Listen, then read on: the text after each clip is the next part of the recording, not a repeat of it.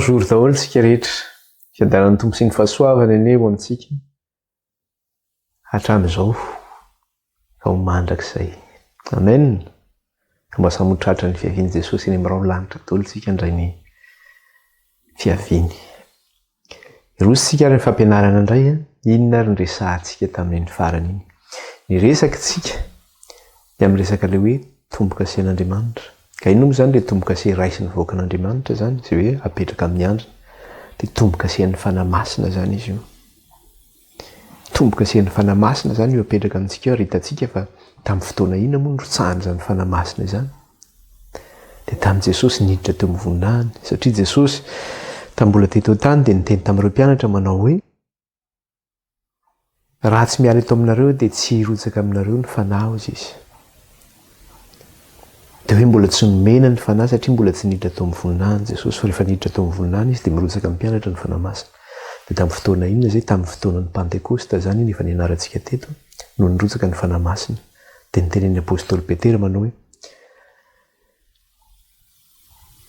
nomenan'i Jesosy hozy izy ny fanahy izay narotsany aminay amin'izao fotoana izao, izao hitanareo sy renareo izy izy. Zany hoe nirotsaka ilay fanamasina zany. Lafiny anankiray koa nefa dia izao, marina fa tombo-kase ilay fanamasina vao anatin'io tombo-kasen'ny fanamasina io zany dia misy famantarana. Satria ny tombo-kase dia izao amin'ny mahafamantarana azy dia izao ohatrany hoe raha mijeritsika ny tombo-kase ohatrany hoe ny orinasa anankiray dia misy tombo-kase iny dia misy famantarana ao anatin'iny tombo-kase iny zany hoe orinasa ranony ity na orinasa ranony, na hoe ministerin-dranony ity, na hoe meriany ihany ity, na hoe sekoly fampianarana ary amin'ny aniny ity, dia iny zany famantarana iny. Dia iny tombo-kase izay misy famantarana iny zany misy fahefana zany izy, misy hery zany iny. Ka ny zanak'Andriamanitra zany rehefa vao hisy tombo-kase dia izao misy famantarana, misy hery zany iny, tsy azo kitihana zany. Hitantsika tsara ilay izy teo amin'ny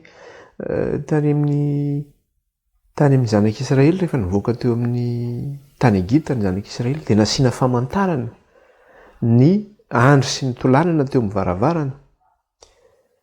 Dia nisy hery, nisy fahefana zany satria tsy afaka tsisy fandringanana azy ny zanak'Israely noho ny famantarana izay nisy teo amin'ny tolanana sy andro teo amin'ny varavaran'ny zanak'Israely. Fa ny lamatoan'ny Egyptiana izay tsy nisy izay famantarana izany efa voaringana daholo. Eo ihany koa nefa mikasika an'izay raha manana ary famantarana Andriamanitra, manana ny tombo-kase io, Satana koa zany manana ny famantarany. Dia bibidia zany. Dia io famantarany bibidia fa nijerentsika ihany koa fa ny marika an'izy io dia hoe 680 inona ny hevitran'izany.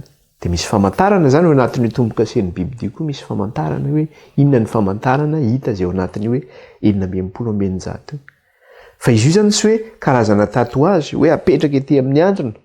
Ilay izy dia hita eny ohatrany hoe iny ilay vahoakan'Andriamanitra iny manana famantaran'Andriamanitra, na hoe iny vahoakan'ny bibidia iny manana mariky ny bibidia.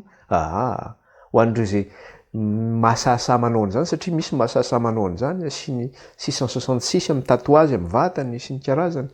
Indray anazy iny fa ty famantarana ity fa nianarantsika tsara fa resaka mentalité zany izy ity, fotom-pisainana zany izy ity. Ka misainao no anekenao an'izay fampianaran'ny bibidia izay na ny tombo-kasen'Andriamanitra ny fampianarana hoentin'ny fanamasina ao aminao. Ary amin'ny asa ataonao koa ny ahitana an'izay vokatry ny fanahy ao aminao, na vokatry ny fanamasina zay, na vokatra n'ilay fanahin'ny bibidia zay. Eo amin'ny asa ny ahitana an'izay zavatra zay. Ka eo zany zavatra hitantsika dia izao hoe anankiroa ihany zany no camp izay misy anao, na ny toerana izay misy anao. Na dia maro ara ny fiangonana izay misy, na dia maro ara ny karaza mpinoana misy, na ny fivavahana, dia tsisy afa-tsy anankiroa ny famantarana omen'ny soratra masina.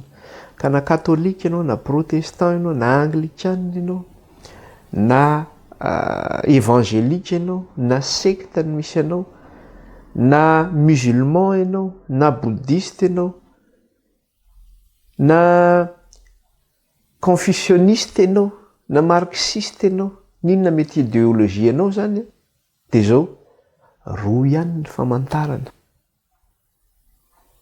Zary tadidio tsara aloha voalohany hoe hoe tsy misy lalana mankany amin'ny ray fa tsy amin'ny alalan'i Jesosy Kristy irery ihany. Izy ny lalana sy fahamarinana ary fiainana. Izy ny lalana mankany zany. Ny zavatra anankiray dia izao tombo-kase anankiroa no naseho antsika teto. Tombo-kasen'ny bibidia dia tombo-kasen'ny fanamasina. Ka ny anarantsika zany amin'ny teny ity dia hianatra tsika hoe inona ary ireo famantarana izay hita ao anatin'izany tombo-kasen'ny fanamasina izany. Faharoa ihany zany ny toerana misy anao, na ianao manana ilay tombo-kasen'Andriamanitra, tombo-kasen'ny fanamasina io, na ianao manana tombo-kasen'ny bibidia. 920 no isanao izy. Dia misy famantarana koa anatin'io zany. Irosarintsika amin'ny fampianarana, hivavakantsika alohan'ny hanomboantsika ny fotoana izay mikasika ny famontinana iny. Hivavakantsika. Jehovah Andriamanitra Abrahama, Andriamanitra Isaka, Andriamanitra Jakoba, niantso ny anaranao izay raha amin'ity anio ity indray raha hianatra sy handinika ny teninao. Voninahitra ny eo anao Andriamanitra, ny dera ao anao, ny haja ao anao. Isaorana ianao raha izay rehetra efa nataonao taminay ary isaorana ianao ihany koa izay rehetra mbola ho ataonao aminay. Ka aoka Andriamanitra iray, ny fanahinao ny angatahanay mbola hiasa aminay indray amin'ny fahafenoana amin'ity an'ity. Anolo-tsainanay ampafantaranao anay ny sitraponao. Ka dia sokafy ny masonay raha io. Sokafy ny fonay, sokafy ny sainay amantaranay ny sitraponao. Eny tefeo izay raha io, hifanaraka amin'ny sitraponao. Ovao ny fomba fisainanay mba hitovy amin'ny fomba fisainanao. Ka aoka mba hitovy endrika aminao izay raha hitoeran'ny fahamarinanao anatinay. Raha io, Satana dia tsy kely lalana fa manisy tombo-kase aminy koa amin'ny vahoakany mba tsy handraisan'ny marika an'Andriamanitra. Ka ary ny teninao dia manambara manao hoe enina dia ny olom-boafidy aza dia ho fitahany. Ka aoka Andriamanitra, ka na dia izay efa mieritreritra anay ndrao dia hoe efa mijoro tsara. Ka hoe izay tsy manana marika ny bibidia izany. Teninao dia manambara manao hoe nareo izay efa manao azy ho mijoro tsara mitandrema fa ndrao lavo. Ka mila fitandremana izany. Ndrao dia tsy le marika anao no anananay fa le marika an'ilay ratsy. Ao anatin'ny soratra masina efa misy izany famantarana izany, hamantarana fa anao izahay. Ka aoka ny fanahinao miasa amin'ny fahafenoana anatinay, hametraka izany tombo-kase izany. Ka na amin'ny fisainanay na amin'ny fanaonay dia aoka mba hifanaraka amin'ny sitraponao izay, ka hitovy endrika aminao Andriamanitra iray. Dia raina ny anaranao iray, ankalazaina ny anaranao mena voninahitra ny enao. Mifona raha eo ny amin'ny heloka sy ny tsy fahamarinana rehetra. Izay vitanay teo anatrehanao indray tamin'ny fotoana izay nisaranay, mamindrafo aminay, mamelà ny helokay, afao izay amin'ny fahalemenay izay malaky mahazo anay. Diovy amin'ny ranao izay Kristy ho afa-pahotana, sasao amin'ny ranao izay ho afa-keloka. Ary eo ka miteny izay hoenonay amin'ity anio ity araka ny teninao manao hoe aina ho an'izay mahazo azy ny teninao ary fahasalamana ho an'ny nofo rehetra. Ka aoka hitondra aina sy fahasalamana ho anay ny teninao Tompo izay ianarana indray amin'ity anio ity. Ka dia mitenena Andriamanitra rehefa vonikendry izay vahoakanao. Aoka Jesosy, ny anjelinao hitoby manodidina anay ka hiaro anay. Aoka le ranao andrakotra ny fitaovana izay ampiasainay, ny fifandraisanay, tokantranonay sy izay tsirairay avy mba tsy hananan'ilay ratsy fahefanana dia kely aza fa ny famantaranao ny toetra aminay. Dia raina ny anaranao raha io, kalazay ny anaranao amin'ny anaran'i Kristy nandra-tenezan'ny vavaka izany atao anatrehanao. Dia mampianara anay iray ny teninao amin'ny alan'ny fanahinao masina fa vonikendry izay vahoakanao. Halleluia. Amen. Iroso aritsika ilay tombo-kase zany dia tombo-kase ny fanamasina. Ary ao anatin'ny tombo-kase ny fanamasina io zany dia misy famantarana zany. Araka ny efa nianarantsika. Misy famantarana ao anatin'io zany. Ohatra ny hoe ministeran'ny fahasalamana dia misy famantarana mikasika an'izay ao anatiny ao. Ministeran'ny serasera dia misy famantarana an'izay ao. Any amin'ny présidence dia misy famantarana an'izay. Any amin'ny préfecture dia misy an'izay. Ka le an'Andriamanitra ihany koa zany misy zany famantarana io mba hamantarana fa an'Andriamanitra zany ianao. Ka ao anatin'ny soratra masina zany dia misy izay famantarana izay hamantarana ilay tombo-kasen'Andriamanitra. Ka inona ary ireo famantarana ao anatin'ny soratra masina izay hitantsika zany ho jerentsika eto dia misy maromaro zany izy ireo hitantsika eo anatin'izany mikasika ny resaka hoe dime. Ina moa ny dime zany? Resaka hoe fahafolon-karena zany. Eto zao vao miteny an'izany dime zany dia efa misy sady fahafolon-karena. Raha vao miresaka an'izany dia tsy tian'ny olona mihitsy zany. Fa hoe mangory-karena hoe zao. Ka soratra masina no resahantsika eto. Dia anjarantsika no manino? No mandray na tsy mandray. Io tsy akaterena mihitsy io fa mijerytsika zany. Ka eto zany miresaka tsika ny amin'ilay famantarana izay hita ao anatin'ilay tombo-kasen Andriamanitra. Voalohany zavatra hitantsika eo anatin'io zany, izay famantarana hitantsika eo anatin'ny soratra masina zany no resahantsika eto. Famantarana voalohany hita zany dia mikasika an'iny fahafolon-karena na hoe dime zany. Faharoa manaraka an'izay miresaka ihany koa ny sabata. Dia ny sabata anisan'ny inona ny sabata? Anisan'ny lalàn'Andriamanitra zany sabata izany. Izany hoe miresaka lalàna ihany koa zany tsika. Hitantsika eo anatin'izany ihany koa ny fanavahana ny madio sy ny maloto. Lalàna momba ny madio sy ny maloto zany. Io na resaka sakafo io zany, na resaka fomba fiaina andavanandro, madio sy ny maloto. Hitantsika eo an'izany koa ny rà. Eo ihany koa ny rà koa zany dia famantarana izay fa anisan'ny hitantsika kely moa zany tamin'ny fampidirana ny lesona. Ao anatin'izay ihany koa dia ny famorana. Hitantsika jery koa zany tsika miresaka ny hoe famorana. Inona indray famorana io? Moa ve mbola atao didipoitra indray zany? Satria izay mantsy natao hoe famorana hoe circoncision, famorana ny lahy zany. Fa ahoana nefa n'izay aty amin'ny testamenta vaovao ve mbola atao didipoitra tsika? Fa ny famorana io zany dia zao ny fo zany no forana indray fa tsy ny nofo eto. Miresaka an'izay zany tsika famorana ny fo zany no resanitra izay ny resany amin'ny testamenta vaovao. Famorana zany dia famorana ny fo io mitondra makany amin'iny, mitondra makany amin'ny finoana io. Dia ny finoana mitondra makany amin'iny ny batisa zany. Dia ao anatin'izay famorana izay zany ahitantsika ny resaka hoe finoana, ahitantsika ny resaka hoe batisa ihany koa. Anankiray izay tena ngeza be ihany koa anatin'izay famantarana izay zany. Zany hoe ireo zany famantarana hita ao anatin'ilay tombo-kase avokoa ireo. Mikasika ny Jesosy Kristy. Satria Jesosy Kristy dia famantarana no lavina. Jesosy tena nitenena mihitsy hoe famantarana no lavina Jesosy. Ka inona ary ny famantarana no lavina ny amin'ny Kristy? Satria eo mantsy ilay izy mikasika ilay hoe na dia ny olom-boafidy aza dia ho fitahany. Ary Jesosy dia efa niteny mihitsy manao hoe fa izy Kristy sandoka. Ary izy mpaminany sandoka hozy izy. Ny tsy fahafantarantsika an'izay zany dia mahavery antsika. Ary Kristy dia famantarana ny lavina. Inona nefa ny famantarana nomena ny amin'ny Kristy amin'ny soratra masina dia Kristiana no miteny azy.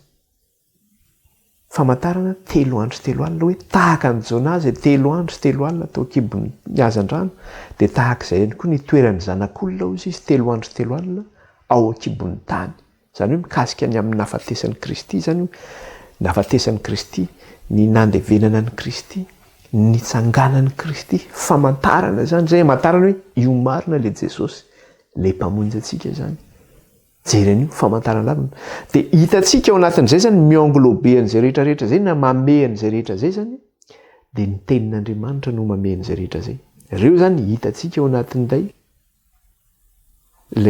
famantarana amin'ny tombo-kasen'ny fanamasina zany. Dia ny tenin'Andriamanitra no mame an'izay rehetra zay dia hitantsika eo ihany koa zany ny tenin'Andriamanitra no centre an'izay rehetrarehetra zay na ivim-besatra izay rehetra zay zany. Ka marihana fa io tombo-kase io na ireo famantarana izay hita ao anatin'ny tombo-kase io zany araka ny resantsika dia zao amin'ny teny vanisa miteny hoe c'est une indice d'une mentalité à l'image de Dieu. Zany hoe ireo zany dia zao hoe ahoana ny fomba fandikatsika an'izany hoe ohatrany hoe zay amin'ny mahare fomba resantsika io zany amin'ny fomba fisainana zany izy io. Hitoviantsika endrika amin'Andriamanitra. Zay famantarana zany ilay izy. Ka rehefa hita ao amintsika zany ireo famantarana izay naseho ireo, hiainantsika, hivelomantsika. Dia hita ao amintsika ilay endrik'Andriamanitra zany. Ao anatin'ny fomba fisainantsika ilay fisainan'Andriamanitra, hita eo amin'ny fomba fiainantsika ilay fiainan'Andriamanitra. Ka io moa araka ilay tenenina teo, maro ny fiangonana Nijery an'ireo tsika hoe ireo le famantarana fa be deabe nge ny fiangonana tsy mampiasa an'ireo. Zany sabata zany, betsaka ny fiangonana tsy mampiasa an'izany ary betsaka nefa maheno an'izao dia efa mikritika sady efa tsy izy izany. Fa zao fotsiny ny teneniko antsika dia zao hoe enary le fampianarana eto tsisy akaterena eto. Fa zao ny soratra masina ihany no manazava ny soratra masina.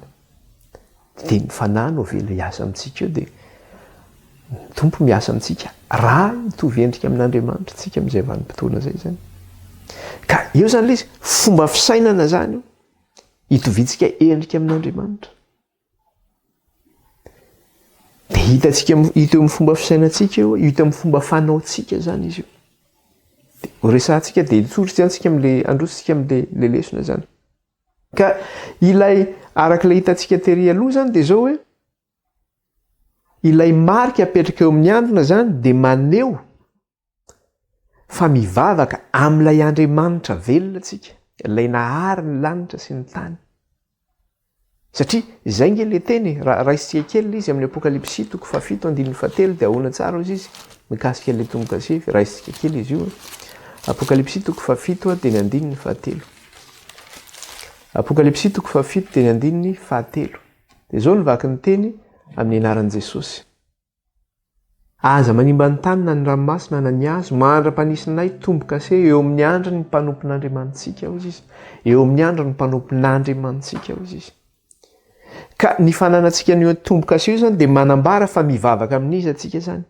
Amin'ilay Andriamanitra nahary atsika. Amin'ilay Andriamanitra nahary ny lanitra sy ny tany. Ka iny zany le tombo-kase iny na le famantarana izay hita amintsika zany dia zao maneho fa an'Andriamanitra isika zany. Maneho fa an'Andriamanitra isika. Dia hitantsika eo nge zay miteny izy manao hoe aza manimba ny hazo izy, averiko tsara le izy teo amin'ny 7. Aza manimba ny tany na ny ranomasina na ny hazo mandra-panisinay tombo-kase eo amin'ny andro ny mpanompon'Andriamanitsika. Inona ny zavatra teneny eto tsy hosombana? Ny hazo, ny tany, ny ranomasina. Maneho inona nefa izay? Ireo zavatra anankitelo, ireo zavatra ireo nge dia zao ireo le zava-boarin'Andriamanitra ireo. Maneho fa Andriamanitra no nahary an'ireo. Ary efa ho avy zany fotoana dia Andriamanitra ihany no maninona? No andringana an'ireo rehetra ireo zany. Satria efa vokatry ny fahotana dia simba ny zavatra rehetra. Rehefa anaisotra ny fahotana nefa Andriamanitra dia tsy maintsy fongoran'Andriamanitra daholo zany rehetra zany dia ho avaozan'Andriamanitra daholo na ny hazo na ny tany na ny ranomasina. Ka alohany anavaozana zany dia zao ny vahoakan'Andriamanitra tsy maintsy asiana tombo-kase. Alohany anavaozan'Andriamanitra indray hoe anamboatra hazo vaovao indray Andriamanitra, tany vaovao indray Andriamanitra, rano vaovao indray Andriamanitra. Dia tsy maintsy asiana tombo-kase tsika. Dia hitantsika nge zany amin'ny Genesis, hitantsika mihitsy hoe Andriamanitra no nahary an'ireo zavatra horinganina ireo. Jerentsika kely Genesis 1 ny 5 ka hatramin'ny 7 dia hitantsika hoe Andriamanitra no nanao an'ilay lanitra sy ny tany sy ny ranomasina. Aza manimba ny ahoana izy teo? Aza manimba ny tany na ny hazo na ny ranomasina izy mandra-panisinay tombo-kase eo amin'ny andro ny mpanompon'Andriamanitsika. Dia jerentsika eo amin'ny 5 ka hatramin'ny 7 ny eo amin'ilay nanamboaran'Andriamanitra n'izay zava-boary izay zany. Ary Andriamanitra no hoe aoka hiangona ny rano eny ambany lanitra eo amin'ny fitoerana iray. Ary aoka hiseho ny maina dia nisy izany. Eo zany le niseho ny maina, le maina le tany zany. Dia avery dia toizantsika. Ary Andriamanitra nanao ny maina hoe tany. Ary ny rano tafangona nataony hoe ranomasina. Iza ny nanao ny tany? Andriamanitra nge nanao ny tany. Iza ny nanao ny ranomasina? Andriamanitra nanao ny ranomasina. Dia toizany indray le izy. Eo amin'ny eo ihany. Ary hitan'Andriamanitra fa tsara izany 1:12. Ary Andriamanitra nanao hoe aoka ny tany aniry ahitra sy anana mamoa ary hazo fihinam-boa izay mamoa. Iza zany nanao ny ahitra, ny hazo? Andriamanitra no nanao an'izay. Ary Andriamanitra no hoe aoka ny tany aniry ahitra sy anana mamoa ary hazo fihinam-boa mamoa. Araka ny karazany avy ka manam-boa eo aminy eny ambonin'ny tany dia nisy izany. Ary ny tany naniry ahitra sy anana mamoa sady araka ny karazany avy ary hazo mamoa izay manam-boa ao aminy ary araka ny karazany avy ary hitan'Andriamanitra fa tsara izany. Dia nisy hariva ary nisy maraina andro fahatelo izany. Zany hoe ny andro fahatelo zany no nanaovan'Andriamanitra ny tany, ny ranomasina, ny hazo tonga amin'izay aty amin'le hoe anavao amin'izay zany Andriamanitra dia tsy maintsy ho aringana ihany koa izay azo tany ranomasina izay kanefa alohan'ny anaovana andringanana an'izay zavatra izay dia tsy maintsy asiana tombo-kase ny vahoakan'Andriamanitra satria mantsy miverina isika amin'ilay zavatra andraisantsika teo le hoe ny fananantsika ilay tombo-kase an'Andriamanitra dia zao dia fahafantarantsika fa Andriamanitra no maninona no nahary atsika. Andriamanitra no nahary zao rehetra zao ka izany no antony ivavahantsika amin'Andriamanitra. Efa nianarantsika izy io tary amin'ny Apokalypsy 5 mikasika le teo amin'ny seza fiandrianana le hoe nankalaza an'Andriamanitra. Nisy fankalazana teo dia inona ny anton'izay fankalazana zay? Satria Andriamanitra no nahary atsika. Zay ny anton'ilay fankalazana. Verenantsika kely angely izy aty amin'ny Apokalypsy 4 ny 1:12. Apokalypsy 4 1:12. Dia hoe maninona Andriamanitra no mendrika nomena dera sy ny ady ary ny voninahitra. Dia zao ny teneny eo amin'ilay 1:12. Ianao tomponay sy Andriamanitray nomendrika andray ny voninahitra sy ny haja ary ny hery fa ianao no nahary ny zavatra rehetra ary no ny sitraponao no nanisy sy nahary azy. Maninona izy no mendrika omena voninahitra? Maninona izy no mendrika omena ivavahana zany? Eo amin'le 9 izy le zava-manan'aina efatra dia miteny manambara manao hoe vakitsika le 9 azafady 4 ary ny zava-manan'aina efatra dia samy nanana elatra enina avy sady feno maso ny tenany rehetra nanodidina hatrao anatiny ary tsy nitsahatra andro manalina izy manao hoe masina masina ny tompon'Andriamanitra tsy toa ilay taloha sy ankehitriny ary no avy. Masina masina masina le tompon'Andriamanitra tsy toa. Zany hoe manome voninahitra an'Andriamanitra izy. Dia amin'ny 9 ary ny zava-manan'aina nanome voninahitra sy haja fisaorana an'ilay mipetraka ambony seza fiandrianana dia ilay velona mandrakizay dia ny ankohaka eo alohan'ilay mipetraka eo ambony seza fiandrianana ny olona 420 ka hivavaka amin'izay velona mandrakizay. Ny ankohaka ny vavaka nanome voninahitra. Dia hoe ianao tomponay sy Andriamanitray no mendrika andray ny voninahitra sy ny haja ary ny hery fa ianao no nahary ny zavatra rehetra ary no ny sitraponao no nanisy sy nahary azy. No ny sitraponao tsy misy zany zao rehetra zao raha tsy Andriamanitra no nahary azy. Dia iverenantsika le Salamo 420 amin'izay. Ahoana izy izy? Salamo 420 andiny voalohany sy ny faharoa. Salamo 420 dia ny andiny ny voalohany sy ny faharoa. Dia ahoana izy izy? Izao ny vaky ny teny amin'ny anaran'i Jesosy. Any Jehovah ny tany sy rehetra eo aminy, izao rehetra izao sy ny mponina eo aminy, fa izy no nanorina azy tambony ranomasina, tambony rano nampitoerany azy. Any Jehovah. Zany hoe tsika zany tsisy tompony fa mpindrana daholo. Mpivahiny ihany tsika eto zany. Fa any Jehovah zao. Dia rehefa nisombainy zanak'olombelona ho avaozin'Andriamanitra io zavatra io zany. Any Jehovah any Jehovah ny tany sy izay rehetra eo aminy, izao rehetra izao sy ny mponina eo aminy, na biby io na olona zany io. Fa izy no nanorina azy tambony ranomasina, tambony rano nampitoerany azy. Hitantsika teo izay zavatra zay. Ka zao zany le izy. Ny fanekentsika zany fa Andriamanitra ny tompony izao rehetra izao. Araka le teny teo hoe any Jehovah ny tany sy rehetra eo aminy. Ny fanekentsika fa any Jehovah izao rehetra izao. Dia izao hoe fanekentsika zany fa Andriamanitra no mpamorona. Andriamanitra no mpahary. Ka raha Andriamanitra ary nanao an'izao rehetra izao dia manaiky koa zany tsika fa Andriamanitra no nahary antsika. Andriamanitra zany mpahariko. Dieu est mon créateur. Satria azy zao rehetra izao. Dia izay nefa ilay hitantsika zany eo amin'ilay tombo-kasen'Andriamanitra izay fotom-pisainana izay.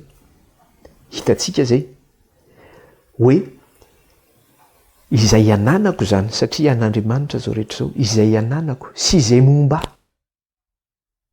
Dia izao no i Andriamanitra no anton'izany rehetra izany. Izy no nampisy ahy Ary izay ananako dia Andriamanitra koa nanome ahy izany. Dia inona ny hitantsika eo amin'izay? Hiditra amin'izay zany tsika ny amin'ilay famantarana mikasika ilay resaka hoe fahafolon-karena zany na ilay resaka hoe dimy. Hiditra zany tsika. Hitantsika ao anatin'izay zany amin'ny Andriamanitra mpahary atsika mikasika ilay resaka hoe fahafolon-karena. Satria ny fahafolon-karena dia zao atokana ho an'Andriamanitra amin'ny fomba fisainantsika fa Andriamanitra no tompon'ny zavatra rehetra. Izay le fahafolon-karena. Io tsy hoe atao fotsiny hoe tenenina hoe manao fahafolon-karena dia manao satria izay ny tenen'ny pasteur na hoe izay ny tenen'ny fiangonana hoe manao fahafolon-karena. Satria hoe izay ny voasoratra hoe fitahiana ao antsika hono. Fa ny antony tsy maintsy miainga zany tsika ny amboloany inona moa ny anton'ilay fahafolon-karena. Ny fanekentsika fa hoe an Jehovah ny tany izay rehetra eo aminy. Ny momba ny fisiko dia avy amin'Andriamanitra zany, tsy avy amin'ny heriko na tanjoko na hoe avy amin'ny fisifisiana ho azy teny fotsiny na hoe ara-tsiansa. Fa Andriamanitra no nahary ny fanekentsika fa Andriamanitra no mpahary atsika, no nampisy atsika. Dia eo no mahatonga amin'ilay prinsipan'ilay dimy zany na ilay fahafolon-karena, eo no mahatonga ilay hoe fahafolon-karena satria hitantsika hoe izay ananako dia avy amin'Andriamanitra izay. Ka ilay fahafolon-karena dia zao hoe ilay dimy zany dia zao hoe atokana iny, Andriamanitra no miinvite atsika amin'iny, fa tsy hoe zavatra noforonina koa io. Ilay fahafolon-karena zany dia atokana iny amin'ny fomba fisainantsika lalina zany fa Andriamanitra ny tompony izao rehetra izao. Ka amin'ny ampafolo-karena zany hoe io moa filaza azy hoe ampafolo-karena fa amin'ny teny frantsay hoe revenu ny ilazany anazy amin'ny hoe 1/10 ny revenu ianao na ny fidiram-bolanao zany, ray ampafolon'ny fidiram-bolanao zany atokanao an'Andriamanitra zany. Izay ny atao hoe ampafolo-karena. Satria raha miasa ahako, iza no mbola mamiasa ihany koa? Andriamanitra no mamiasa ihany koa. Ianao zany raha milaza ianao raha miteny indray moa ianao za tsy an'Andriamanitra dia fa afaka manana fomba fisainanao ianao zany. Fa raha milaza ianao fa an'Andriamanitra ianao fa manaiky ianao fa izy no mpahary ianao dia manokana an'izay zany 1/10 zay zany ianao na ray ampafolony ny fidiram-bolanao ho an'Andriamanitra zany. Satria nasian'Andriamanitra natokana iny. Dia ho ianarantsika hoe aiza no manambara mikasika an'izay hoe atokany ny fahafolon-karena ary inona ihany koa no ampiasaina an'iny rehefa avy eo zany mikasika an'iny fahafolon-karena iny. Dia nahitantsika an'izy io voalohany zany dia zao any amin'ny Genesis no ahitantsika miresaka an'io resaka hoe fahafolon-karena voalohany. Tsika milaza fa tsika taranaka izy, taranaka Abrahama. Ka raha taranaka Abrahama ary tsika nanahoana i Abrahama, nanao an'izany fahafolon-karena zany ve i Abrahama? Nandohan'izany ampafolony zany ve i Abrahama? Dia nisy fotoana i Abrahama nandeha niady tamin'ny Amonita. Nandeha niady Abrahama. Rehefa niady Abrahama dia zao nandresy ny fahavalony izy. Nody tany amin'ny toerana izay nipetrahany izy. Rehefa nody tany izy dia nisy mpisoron'Andriamanitra izay ny rahan'Andriamanitra ho any amin'ny Abrahama. Ny anarany atao hoe Melkizedeka. Rehefa tonga teo amin'ny Abrahama mpisorona io dia inona ny zavatra nisy? Ny zavatra voalohany aloha nataon'ity Melkizedeka ity dia zao. Niteny le Melkizedeka manao hoe izaho izy le mpisoron'Andriamanitra velona. Dia tsy nilaza fotsiny hoe mpisoron'Andriamanitra velona fa mbola no hamarininy izay mahampisorona azy izay. Hoe ilay tompony lanitra sy ny tany. Za le mpanompon'Andriamanitra velona hoy izy, ilay mpisoron'Andriamanitra velona, ilay izy tompony lanitra sy ny tany. Dia rehefa niteny an'izay izy dia inona ny zavatra nataony Abrahama? Nameny Abrahama azy ny ampafolony. Abraham lui donna la dîme de tout, izy meny Abrahama azy ny ampafolony. Misy ifandraisany lehibe zany zay zavatra zay. Jerentsika kely nge zay atao amin'ny Genesis 4:10 jerentsika. Genesis 4:10. Genesis 4:10. Dia jerentsika eo amin'ny andininy fa 8:20. andiny fa 8 sy ny 9. Inona ny zavatra nyresahany teto?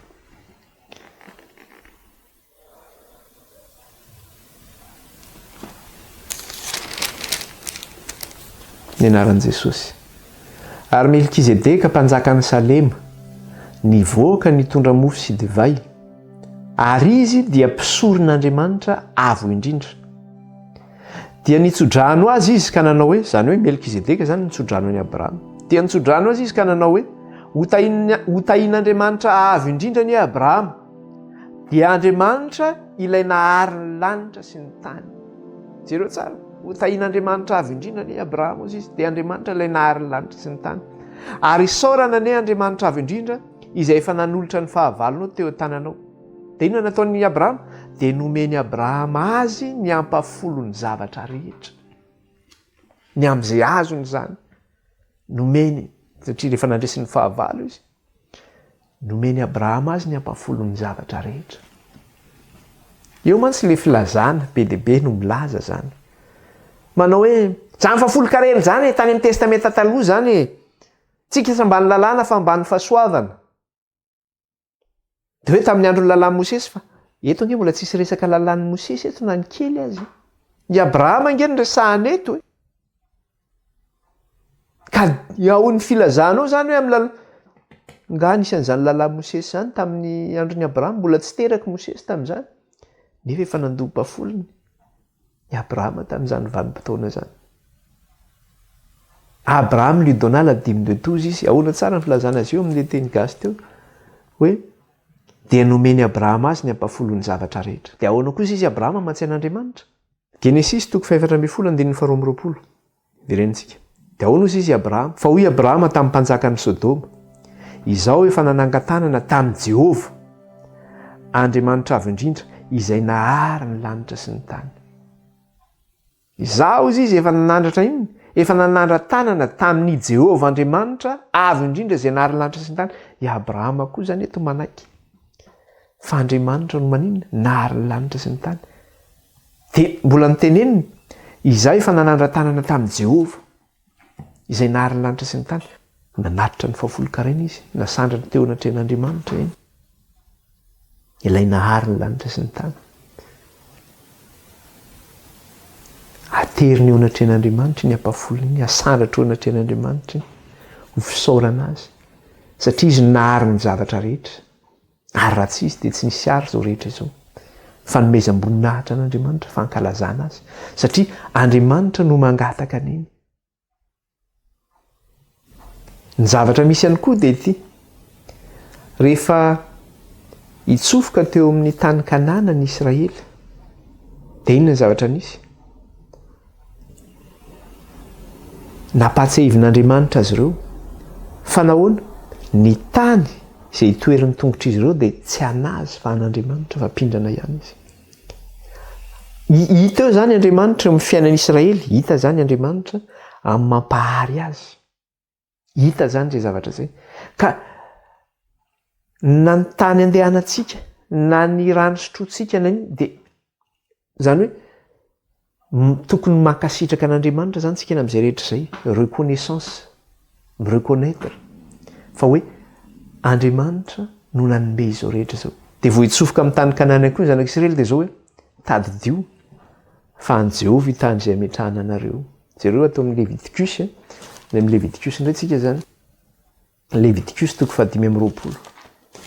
Leviticus 5:20. Jerentsika kely izay zany. Leviticus 5:20. Dia vakitsika ny 7:20. 7:20 amin'ny anaran'i Jesosy. Dia izao aloha ny ilazany azy. 7:20. Le tany idiran'ny Israelita zany, ary ny tany tsy atao varo maty, satria any tany fa vahiny sy mpivahiny amiko ianareo. Sao dia omeko anareo tany io, tsy hoe varovarotanareo fahatany any tany io izy. Fa hono izy Jehova?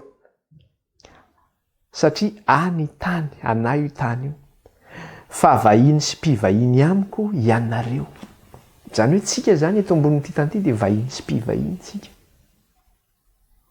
Tsy sanatry n'izany akory manao location tsika dia hoe andizemina ny location ny tany. Fa ho fisaorantsika an'Andriamanitra zany iny. Andriamanitra tsy mangataka io ny zavatra angatan'Andriamanitra hoe atokana ho azy. Ny ampahafolony ozy izy. Ny amin'ny fidiram-bola misy eo aminao zany. Ny amin'ny revenu anao.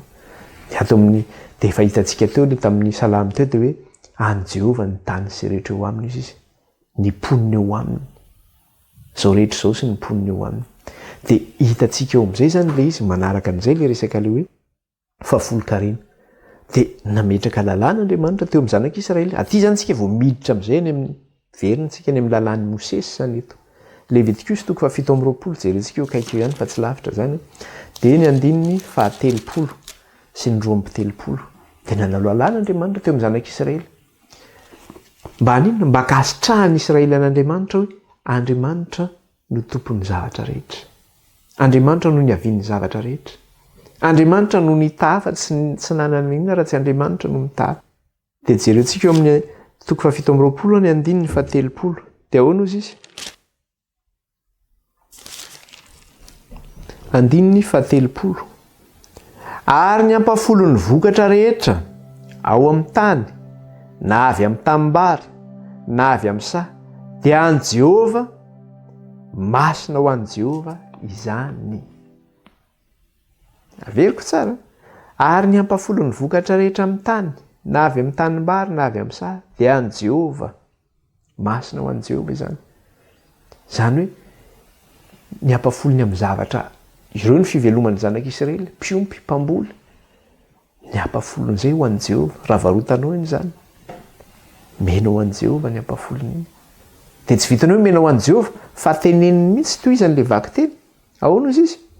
Masina ho an'i Jehovah izany. Dia mametraka fanontaniana amintsika, sa ny zavatra masina zany ve zavatra azo atao kinangananga ve zany? Azo atao fady ve zany? Azo zimbazimbaina, tsy hoe azo atao fady fa azo zimbazimbaina ve zany? Zavatra masina zany ange izay ilay ataontsika malagasy hoe zavatra fady. Hoe tsy azo kitihana io. Fa eto zany ninona ny Andriamanitra no masina? Le fahafolon-karena zany zavatra masina ho an'Andriamanitra zany. Masina ho azy zany. Ka ny fikitihantsika an'io zany dia zao. Fikitihana zavatra masina zany. Ny tsy fanolorantsika an'io zany dia zao. Fitazomantsika zavatra masin'Andriamanitra izay lasa profanentsika zany na zimbazimbaintsika ilay izy zany. Mitandrema. Zava-doza zany. Hoe zavatra masina dia ho tazominao satria tsy anao iny. Fa an'Andriamanitra iny satria izay ilay nolazainy teo. Ahoana izy izy? Ary ny ampahafolon'ny vokatra rehetra amin'ny tany, na avy amin'ny tanimbary, na avy amin'ny saha, dia any Jehovah. Zany hoe aniza zany iny, any Jehovah iny fa tsy anao. Dia teneniny amin'izay satria any Jehovah izy dia zao. Le izy man'Andriamanitra anazy dia lasa masina le izy. Tsy hoe rehefa naterina tany amin'ny tempolo izy dia lasa masina. Na hoe rehefa nanao an'izao izy dia lasa masina. Fa le izy any Jehovah no mahamasina azy satria an'Andriamanitra iny. Zany hoe masina naturellement zany le izy. Ara-natioraly zany le izy dia masina ho azy. Satria anizy any Jehovah izay an'Andriamanitra zany nge masina nge zany. Zany zany any Jehovah iny tsy azonao kitihana zany ny zavatra iny. Dia zareo atao amin'ny 9:30 eo kaiky eo ihany koa. Dia hozy izy, ary ny amin'ny ampahafolon'ny omby, na ny ondry, na ny osy, ny ampahafolon'izay rehetra mandalo eo ambanin'ny teny mpiandry, ho masina ho an'i Jehovah. Eto zany na vokatra io, na fiompiana zany io, masina ho an'i Jehovah zany. Satria an'i Jehovah izany. Iny tsy mila masina araka ilay nitenenina teo. Fa masina ho azy iny satria any Jehovah izy izay no mahamasina azy.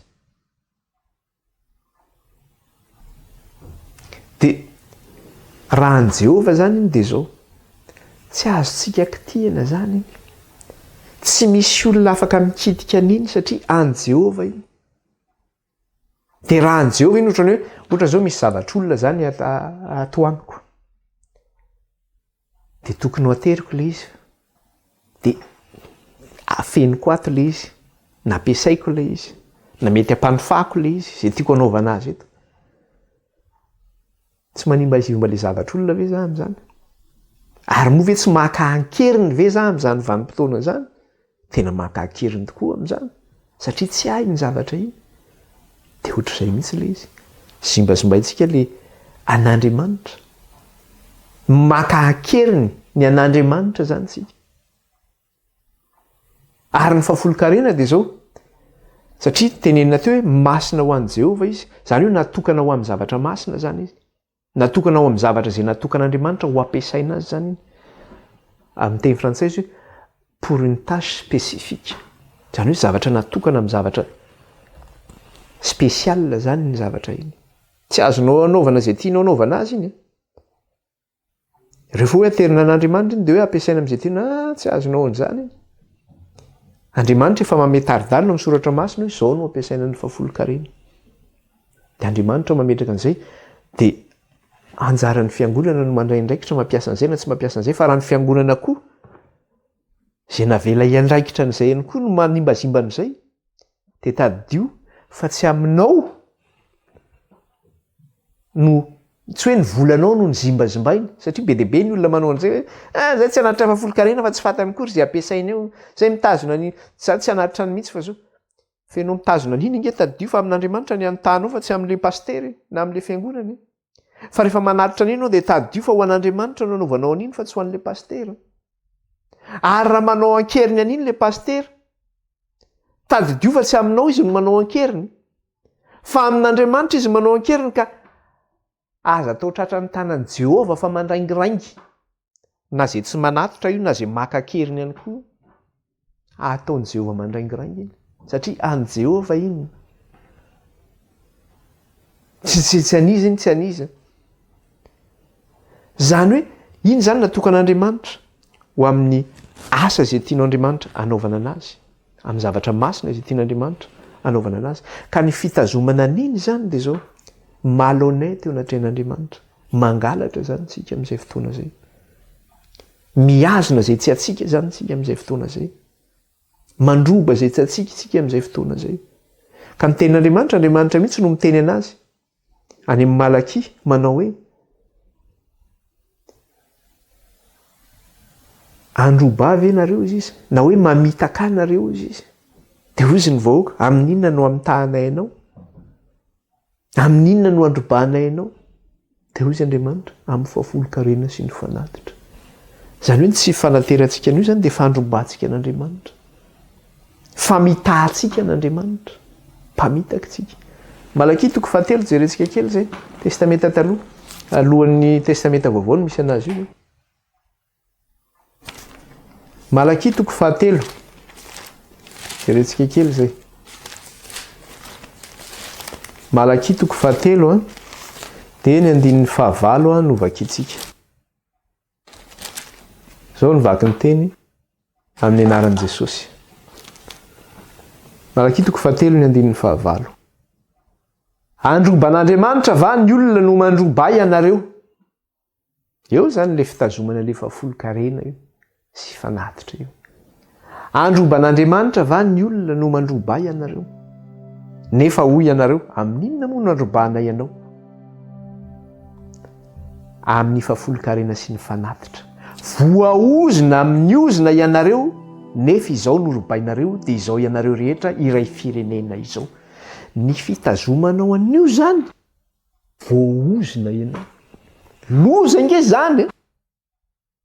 Mitondra ozona ho anao ny fitazomanao satria tsy anao fa an'Andriamanitra. Raha terinao iny, vitanao ny adidinao, fa raha mandroba an'iny koa ny pastera, ampiasaina amin'izay anaovany azy nefa tsy ampiasaina amin'izay ampanaovan'Andriamanitra ho ampiasaina an'iny, voaozona koa iny, mitondra fivavahana iny.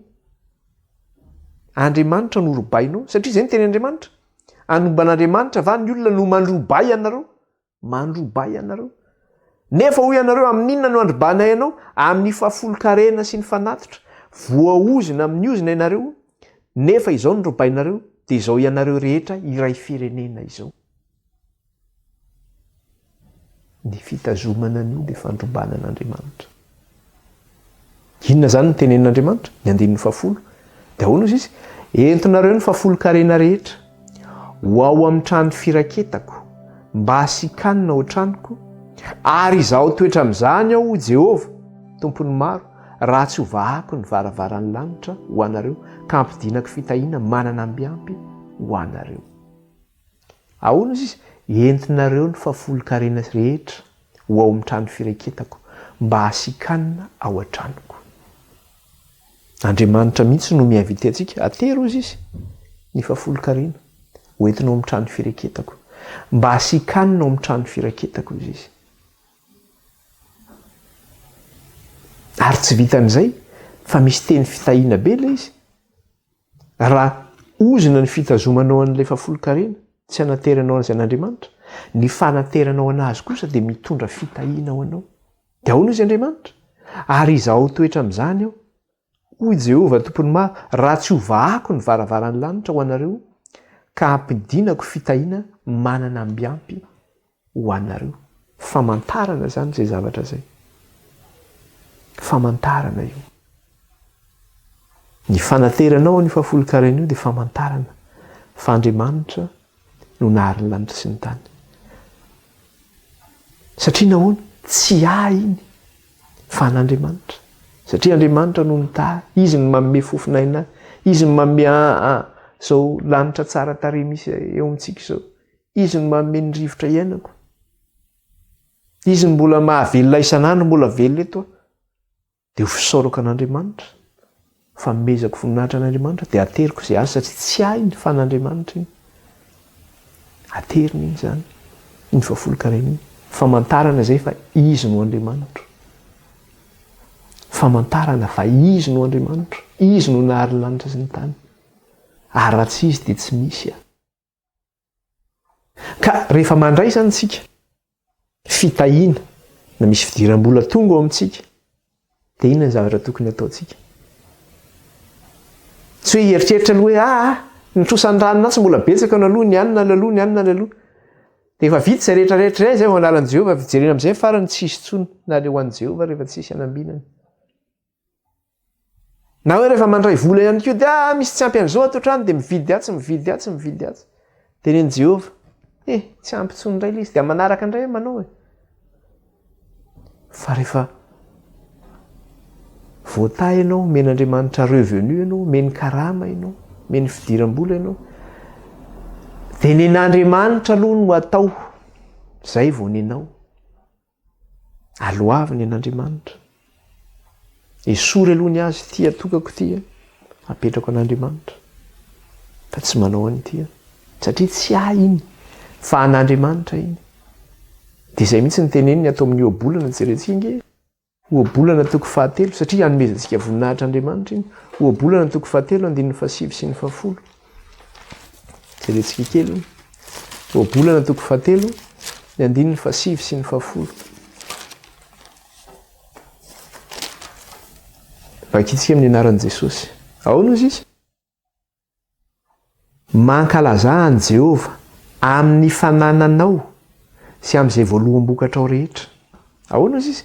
Mankalaza an Jehova amin'ny fanananao izay anananao sy amin'ny voaloham-bokatrao rehetra fa amezanao voninahitra an'Andriamanitra.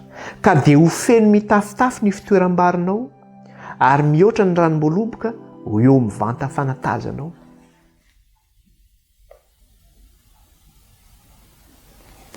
Ny fankalazana an'Andriamanitra amin'ny teny gasy fankalazana, amin'ny teny frantsay izy honore Dieu, honore l'Éternel avec tes biens. Omeo voninahitra izy amin'ny fanananao rehetra, mankalaza an'Andriamanitra. Mankalaza an Jehova amin'ny fanananao, men'Andriamanitra anao amin'ny voaloham-bokatrao rehetra. Ny fanaovanao an'izay dia ahoana izy? Ka dia ho feno mitafitafy ny fitoeram-barinao. Amin'izao fotoana izao dia efa manomboka zany ny zavatra vaovao misy rehefa mihaino an'ilay mikasika ilay hoe guerre any Ukraine io zany. Satria any misy ny grenier du blé au monde. Inona moa ilay grenier zany? Any misy ny ohatrany hoe ny foto-tsakafo be indrindra zany mikasika ny hoe blé na hoe ny vary tritika zany. Dia rehefa ndraikitra ilay ady dia voahidy io blé io any Ukraine zany. dia miakatra ny vidim-piainana manerana n'izao tontolo izao satria tsisy ny blé. Dia vao naheno koa maly zao eno tamin'ny radio dia ny zavatra resahany dia zao hoe misy pénurie mondiale ihany koa zao, zany hoe tsy fisiana vary zany manerana n'izao tontolo izao. Inona ny antony natonga an'izany? Zany hoe miakatra koa zany ny vidina vary. Ny antony dia zao satria eo zany le guerre en Ukraine, manaraka an'izay ihany koa eo le resaka changement climatique, ny hoe ny fiovan'ny toetrandro amin'ilay fiakaran'ny hafanana. Amin'ny toerana izay mamay be dia ngazana ny tany, tsisy maniry. Dia rehefa avy eo koa ny toerana anankiray indray avo be ny orana, dia raha misy vary ara miakatra eny tanimbary dia dibo-drano, maty daholo le vary, simba. Dia miena le vary zany. Vokatry n'inona zany zay? Vokatry ny efa tsy inge efa ao anatin'le hoe miaina ao anatin'ny vaninandro farany zany tsika amin'izao vanim-potoana iainantsika zao. Satria efa mesimba ny tany. Dia eto nefa ny zavatra misy dia zao ny fandoavanao an'izay fahafolon-karena izay, hitahian'Andriamanitra anao zany izay. Fa tsy hoe tsy misy ato an-tranoko na ny vidianako sakafo raha tsisy koa ny mbola andoavako fahafolon-karena indray. Ora olona. Ny zavatra tsy fantatrao ange dia zao fa ny fandoavanao an'iny ka fitahianao anao e.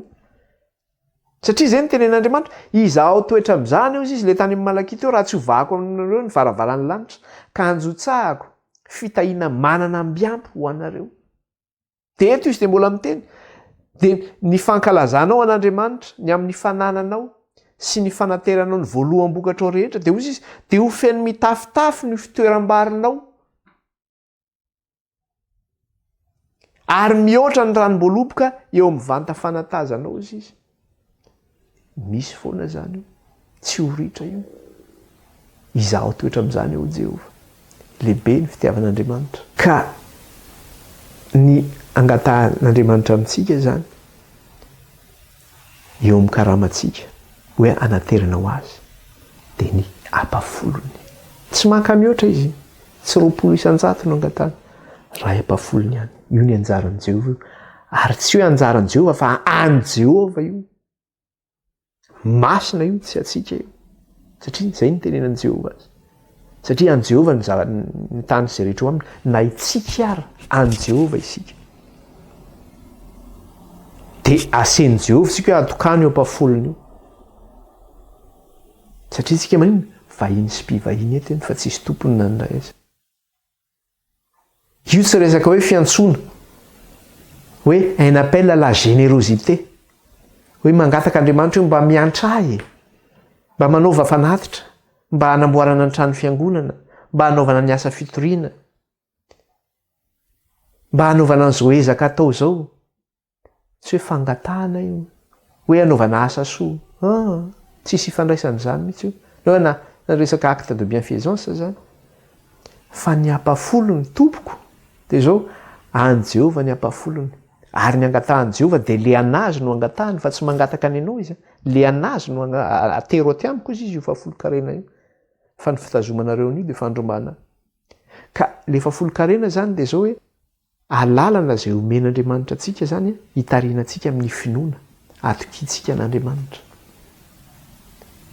Lalana zany izay hitarian'Andriamanitra antsika mba hitomboantsika amin'ny finoana, hinoantsika an'Andriamanitra, mba hatateraka antsika zany eo anatrehany. Zany hoe ny fandoavana fahafolon-karena zany dia zao c'est un acte de foi. Resaka finoana zany ny fanaovana an'io. Mino ianao fa Andriamanitra nary ny lanitra sy ny tany. Mino ianao. Raha mino an'izay zany ianao dia mino ianao fa anazy zany io dimma io. Ny finoanao an'izay no anateranao an'izay. Zay tsotra tsy sarotra nge zany. Izaho toetra amin'izany io Jehova raha tsy hovahako anareo ny varavaran'ny lanitra. Finoana zay. Ny fitazomana an'io dia niteneny teo fanozonana ho antsika ny fitazomana an'io. Dia aza gaga raha misy tsy manjary ny fiainantsika. Ny fahafantarantsika tanteraka ny tena hoe hevitra n'izany hoe fahafolon-karena zany dia io zany tsy resaka hoe légalisme. Inona moa le légalisme? Hoe satria za rehefa mandoa fahafolon-karena dia mahazo ny plasiko any an-danitra ahako, mahazo anjara toerako any an-danitra. Tsy ny fanaovanao fahafolon-karena mihitsy no hidiranao any an-danitra, na ny fanomezanao ny mahantra eny an-dalana no fidiranao any an-danitra, na ny fivavahanao mandeha mivavaka isaky ny sabaty ianao na isaky ny lahady ny diranao any an-danitra. Fa ninona? Ny finoana no mahavonjy atsika ozy izy ny soratra masina. Fa tsy amin'ny alalan'ny asa. Ka raha mieritreritra zany sika resaka legalisme nandoavantsika satria za andova fahafolo-karena mba azoko ny lanitra. Ny anao ny be indrindra. Satria ny fanaterana ny fahafolo-karena dia zao acte 2 fois io, finoana io. Fa an'Andriamanitra iny ampafolony iny dia ateriko iny satria an'Andriamanitra iny. Satria izay inoko hoe Andriamanitra ny tompon'ny zavatra rehetra, tia tsy anafa an'Andriamanitra dia ateriko ty. Finoana zay. Zay ny anateranao an'iny. Fa tsy hoe aza mieritreritra hoe satria za manao asa soa be dia be mantsy milaza hoe kristianina. Dia hoe za manao an'izao dia hoe rehefa nateriko an'io dia tsy fantatra Andriamanitra fa za nanao an'ity. Tsy izany mihitsy ny idiranao any an-danitra. Zay ilay antsoina hoe legalisme zany zay. Dia ny fanaterantsika an'izay zany dia zao hoe endrika ity ivelany zany zay anehoantsika ny finoantsika eo anatrehan'Andriamanitra. Ary raha resaka finoana angeny resahana, ny olona rehetra milaza fa mino an'Andriamanitra. Ny olona rehetra milaza fa mino an' Jesosy Kristy. Kanefa rehefa miteny an'io hoe fahafolo-karena nga misy manatitra an'izany fahafolo-karena zany. Raha mino an'Andriamanitra ianao ko maninona tsy mino fa an'Andriamanitra ny fahafolo-karena. Fa tsy anao dia aterina eo anatrehan'Andriamanitra. Fa ny olona milaza hoe mino an'Andriamanitra. Ny devoly koa nge milaza fa mino an'Andriamanitra. Ka mangovitra. Fa ny tsy fanateranao an'io an'Andriamanitra zany dia fangalaranao an'Andriamanitra. Fa be dia be ny olona milaza za mino an'Andriamanitra. Fa ny olona mino, nga izy manantanteraka an'izay. Aoka ilay finoanao iny, ho hita endrika eo amin'ny fiainanao isan'andro iny. Aoka ho hita endrika eo amin'ny fiainanao isan'andro zay. Fa ny devoly koa raha mino izy izy. Sika miteny hoe devoly ve dia ino izy? Tena mino, bien sûr. Jerentsika ty amin'ny Jakoba aty, jerentsika. Toko faharoa andininy fahasivy ambin'ny folo. Aty amin'ny epistily indray zany tsika, aty alohan'ny Apokalypsy iny misy anazy io. Dia Jakoba toko faharoa andininy fahasivy ambin'ny folo. Dia ahoana izy izy? Jakoba toko faharoa andininy fahasivy ambin'ny folo. Ny anaran'i Jesosy. Ianao mino fa iray no ihany no Andriamanitra. Koa tsara izany, ataonao izany. Tsika, iza milaza tsy mino be dia be daholo rehefa izay milaza ny teny kristianina mino. Hoe mino an'Andriamanitra, mino an' Jesosy. Fa be dia be ny kristianina tsy manao an'izany fahafolo-karena zany. Fa zao ny teneny, ny demony koa mba mino izany ka dia mangovitra hozy izy. Ny devoly koa nge mba mino, ohatran'ny ianao mino io zany, izy koa mba mino. Fa nga ny devoly raha mino an'Andriamanitra hoe misy fa misy Andriamanitra, nga ny devoly manao ny sitrapon'Andriamanitra. Manohatra ny sitrapon'Andriamanitra no ataony. Mangalatra no ataony, mamono no ataony, mandrobo no ataony. Ka izy koa mino, tahaka anao izay mino. Fa ianao ve manatitra ilay ampafolony? Ny tsy fanateranao an'io zany fandrobanao an'Andriamanitra. Dia manao ohatran'ilay akta n'ilay devoly ihany ianao zany. Izy koa mino. Fa izy mandrobo izy manohatra ny sitrapon'Andriamanitra izy. Zay nge mahatonga an'i Jesosy miteny manambara manao hoe nareo izy zanaky ny rainareo. So dia tezitra sika maheno an'izany. Fa Jesosy no miteny an'izany dia izy ny rainareo. Dia hoe ny devoly izy. Satria tsy misy fahamarinana hita ho aminy. Na dia mino an'Andriamanitra izy tsisy fahamarinana ho aminy. Fa hatrany ambelohany ozy izy dia inona? Laingany ao aminy. Rainy lainga ozy izy. Dia tsika milaza mino. Ny tsy fanaterantsika ny fahafolo-karena zany mampandainga antsika eo anatrehan'Andriamanitra. Tsika milaza mino efa tsika ary tsy manolotra izy. Raha mino tsika dia atero ary ilay izy zany. Hiporovena fa mino an'Andriamanitra ianao. Satria ilay fahafolo-karena nge no angatan'Andriamanitra comme chaîne. Hoe anahy io fa tsy anareo. Fanaterantsika amin'izay zany acte 2 fois anatrehan'Andriamanitra zany zay. Raha ohatra zany tsika manao an'io zany amin'ny alalan'ny finoana dia zao hoe finoantsika fa Andriamanitra no nahary antsika. Ary izy io tsy hoe ny foron'ny fiangonana anankiray. Fa amin'ny teny frantsay dia hoe d'origine divine zany izy io. avy amin'Andriamanitra no anaovantsika anazy io. Tsy akaterena no anaovana anazy io. Satria nahoana tsy atsika io averina foana, tsy atsika io. Fa ny fanao zany dia mila finoana zany manao an'io. Dia mila courage ihany koa manao an'io. Courage manao an'io. Dia finoana fa tahian'Andriamanitra ny sopotra anao. Tsy ho ritra iny. Dia eo koa ilay lafiny anankiray. Fangatsika raha manam-bola na manan-karena dia mieritreritsika hoe atsika izany. Fa tsy atsika izany. Fa ny harena dia avy amin'Andriamanitra ihany koa ny harena. Kaoka tsy siry harena dia iray aza. Manao hoe za manan-karena za zao dia ny olona mpanan-karena mantsy tena mpiavinavina. Fa izay rehetra ananantsika araka ilay tenenina teo, na harena io, na vola io, na tany io, na inona, Andriamanitra no manome an'ireny. Andriamanitra no manome an'ireny. Jerentsika inga aty amin'ny Deutéronomie. Zao ny tenenina. Amaranantsika ny lesona amin'ny tean'io ity. Deutéronomie 9:7-10. Deutéronomie 9:7 dia ny 7:10.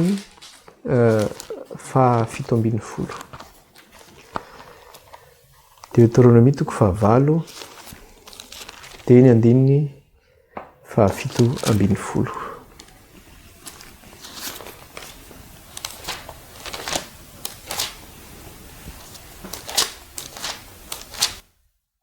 Ny anaran'i Jesosy. Ary andrao ianao hanao anaka-po hoe ny tanjako sy ny herin'ny tanako no nahavoriako izao harena izao. Betsaka zany mety mirehary amin'izay tena za tena iksa sy un expert. Za tena navita nanao an'izao. Misy olona mantsy tena miary harena mafy mihitsy. Atao izay ampanankarena azy. Ary andrao hanao anaka-po hoe ny tanjako sy ny herin'ny tenako no nahavoriako izao harena izao. Fa tsarovy Jehovah Andriamanitra fa izy no manome anao hery ahavory harena mba ahoriny ny fanekeny izay nianinany tamin'ny razanao tahaka ny amin'izao anio izao. Tsarovy izy fa Jehovah Andriamanitra fa izy no manome anao hery ahavory harena. Esonin'Andriamanitra aminao io fahasalamanao io dia mba ahoana? Na navory harena tahaka n'inona ary ianao ohatran'ilay mpanan-karena ao anatin'ilay fanoharana nataon'i Jesosy. Na angobary be izy tamin'ity taona ity dia tena tsy hitany izay asiana anazy. Na namboatra sombotra ngeza be izy dia naoriny tao anatin'ilay sombotra ngeza be daholo dia hozy izy ampy areto mandra-pahafaty aho izy. Dia niliby izy tamin'iny alina iny, nisotro izy, nigoaka feno faliana hoe tena izao ny zavatra azoko izao. Nesorin'Andriamanitra tamin'ny fanahiny tamin'iny alina iny maty izy. Ny ainao nge ka io pelantanan'Andriamanitra. Nga hainao mavita na inona na inona. Ireo azo miseho lehibe sy manan-kery sy ireo puissant amin'izao fotoana izao ireo. Nga mavita n'inona zany. Andrao ianao hanao anaka-po hoe ny tanjako sy ny herin'ny tenako no nahavoriako izao harena izao. Fa tsarovy Jehovah Andriamanitra fa izy no nanome anao hery ahavory harena. Izy no nanome an'izany. Tsarovy zany izay zavatra izay. Fa Jehovah no nanome an'izay. Ka ny fanomezana ny fanaovantsika zany, ny fanaterana, ny fahafolon-karena ho an'Andriamanitra dia izao.